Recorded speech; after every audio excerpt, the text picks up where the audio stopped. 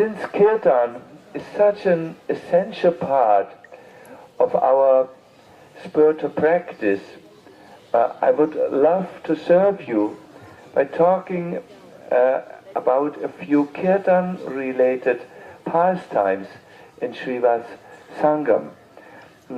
I request Nrsimha Maharaj to watch me, and when you feel I should come to an end, kindly indicate to me, because this is a bottomless ocean.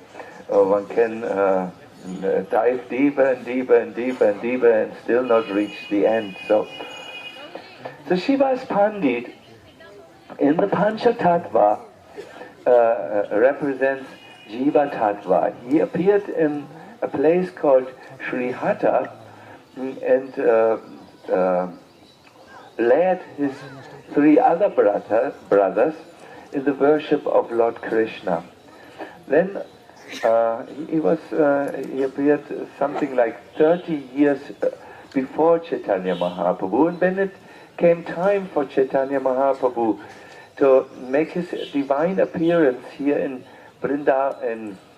Navadvip, then he received a divine order to move with his whole extended family. That means he and his wife Malini and children, and also brothers, to Navadvip. And he came, and where we will pass by in a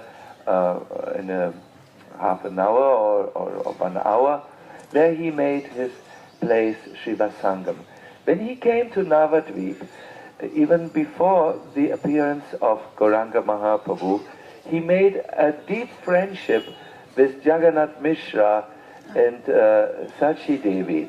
They were friends, they were very close, the Prana Bandhus. And later, when Gauranga Mahaprabhu appeared in Navadvip Dham, it was here in the house of Srivas Pandit where he started his movement in all seriousness.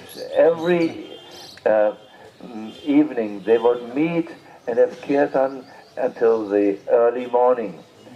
Vrindavandas Thakur describes this in a very moving way. He says, one day Lord Chaitanya Mahaprabhu addressed all his devotees and said, "My dear devotees, why should we waste our time in the night by sleeping?" Everyone thought, yes, it's really a waste of time to sleep in the night. Imagine the organizers of the Padayatra would tell you, "My dear devotees, this year we have improved the Padayatra by 90%. Why should we? Our new program is no sleeping in the night. Our new program is just chanting and dancing through the night." I believe, at least for myself, I would run away because after a whole day chanting and walking, at least for me, I sleep like a stone. So Mahaprabhu told his devotees, why waste the time with sleeping? It is not required, and let us have kirtan. So every evening around 6 o'clock, when the sun was setting, Gauranga Mahaprabhu, the jewel of the twice-born, as he is called, walked by the Ganga in the direction of Srivas Thakur's house, and then they would start the dancing. Later Lord Nityananda joined, and it was very nice at the beginning of the dance. We saw this in Vijayanagara.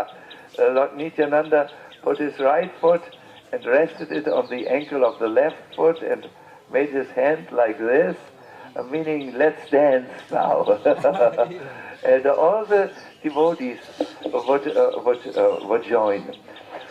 Of course, there was a lot of Muslim how do you say, dominance, political dominance at that time. in Navadvip. This area was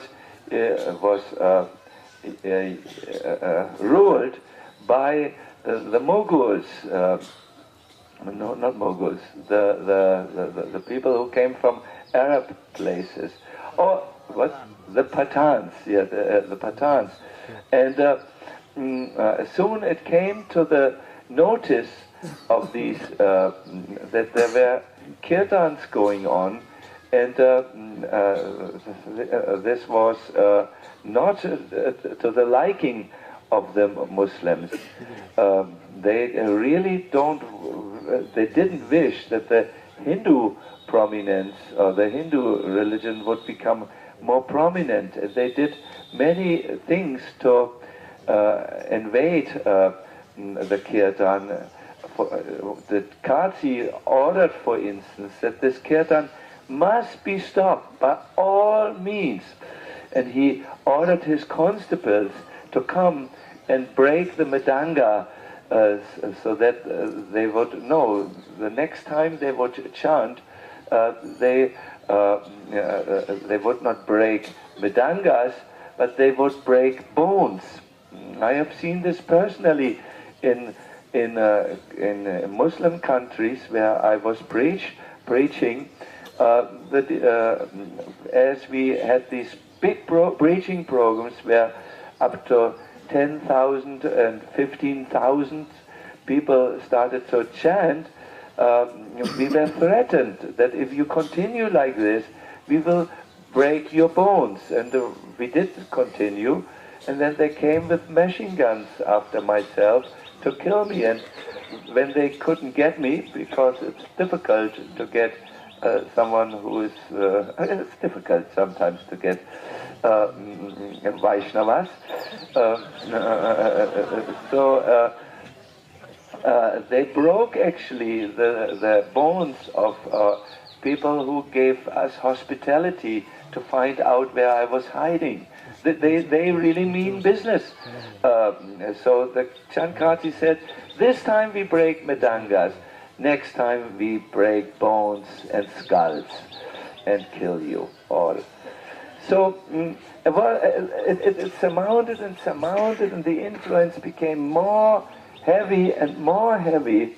And during this time, Lord Chaitanya Mahaprabhu went one day to the Ganga and saw, I want to describe this with some detail, saw cows grazing at the Ganga.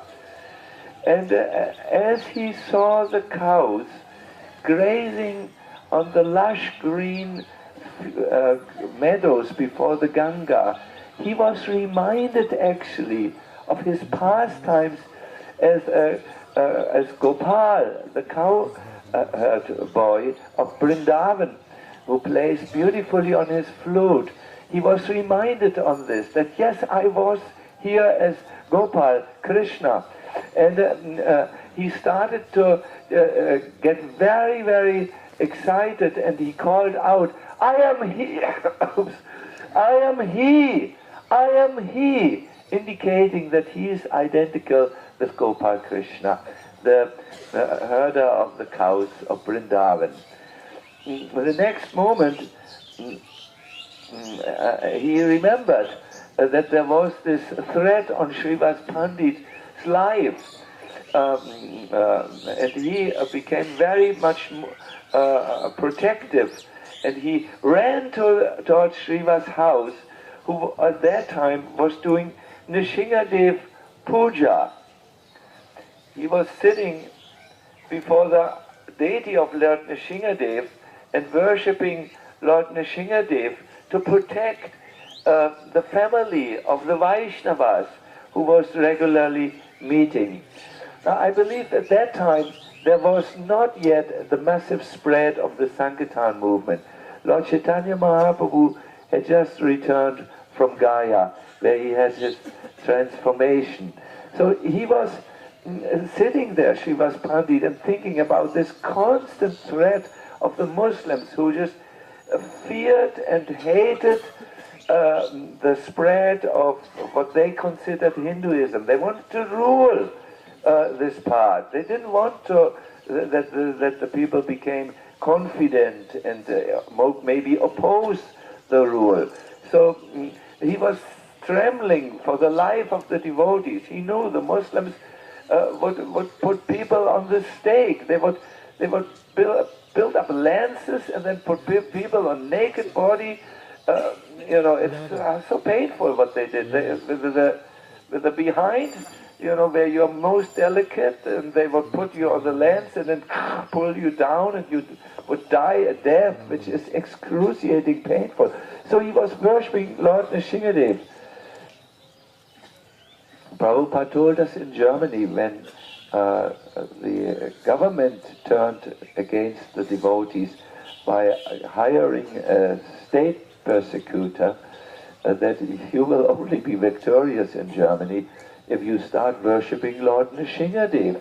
You have to do the same thing as Prahlad Maharaj did, worship Lord Nrsingadev. And then we installed Shri Prahlad Nrsingadev. And this is good for you also, when you feel danger coming into your life, either dangers from outside, that means enemies, obstacles, or dangers from inside, like lust and greed and illusion. Immediately you should worship Lord Nrsingadev, who will clear your path to Krishna Bhakti. Immediately this is done. So our Srivas Pandit was worshipping Lord Nrsingadev. So this time he heard someone at the door, "Let me in!" He of course thought this was maybe the soldiers were coming. "Let us in!" And he panicked even more. He pretended to not be there. Then he heard someone kicking at the door, and he thought, no, these are Muslim soldiers. Who else would be so impolite as to kick at the door? And he was becoming more afraid. Then the door burst open. But it was no lances, it was not birds which he saw. He didn't see eyes glowing with hatred, but he saw the eyes of Gauranga Mahaprabhu. Mahaprabhu stood there, surrounded with a, thank you so much for your decent garland hanging, thank you. Lord Chaitanya Mahaprabhu stood there with a halo of light. Remember, he had run from the banks of the Ganga, where he had come into this mood of, I am here, Gopal Krishna, I am here, So now he was running towards Srivas Thakur's house with a protective mood which Krishna has towards his devotees. Krishna is known as Bhakta Vatsala, the friend of his devotees. So he came there, and Srivas Thakur looks back and he sees the Lord of his life with a halo and with a fierce expression of Lord Nrsingadev. And the Lord goes through the altar room, he goes right up to the altar, he doesn't stop there at the altar, he climbs the steps and he sits down on the altar. I am he, now worship me. And then he roared, Srivas, why are you so afraid? You fear the king of Bengal, but don't you know that I am in his heart? I am in the heart of all living entities, including this king. And I will tell him, leave the devotees alone. If he chooses to ignore that voice, I think we all know this. We often get some inspiration in the heart. Do like this now. Don't complain, please. Take your shower, take your japamala, chant, but we sometimes ignore this, no? Are you also a normal human